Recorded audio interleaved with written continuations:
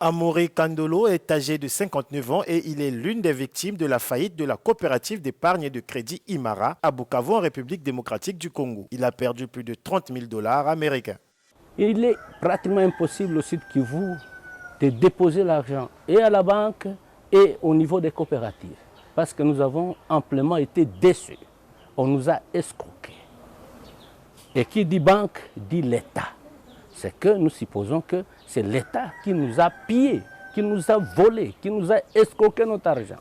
Parce que nous savons que la banque est la garante de l'épargne publique. Chiffrez-vous, messieurs, figurez-vous un peu, 50 millions de dollars dans une province comme celle du Sud Kivu. Volatilisée. En République démocratique du Congo, on ne compte plus les coopératives et les nombreux établissements de microfinance qui ont été contraints de fermer leurs portes. Nulle part à travers le monde où on peut assister à ce que nous sommes en train de vivre dans notre République.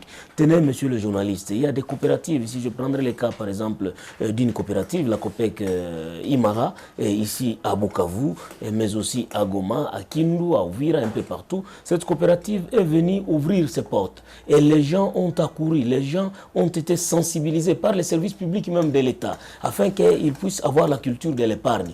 Et malheureusement, aujourd'hui, rien que pour cette coopérative, on retrouve plus de 12 000 membres qui sont injustement privés de leurs gains, injustement privés de leurs épargnes, qui sont évalués aujourd'hui à plus de 15 millions de dollars.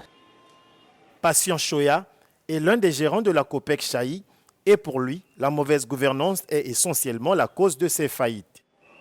Mais nous savons très bien qu'il y a eu crise de confiance. Il n'y a pas de développement sans épargne.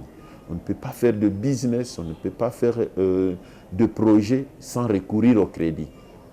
Et donc, si les gens pensent qu'il serait mieux que chacun garde son argent chez lui, d'où viendra le développement?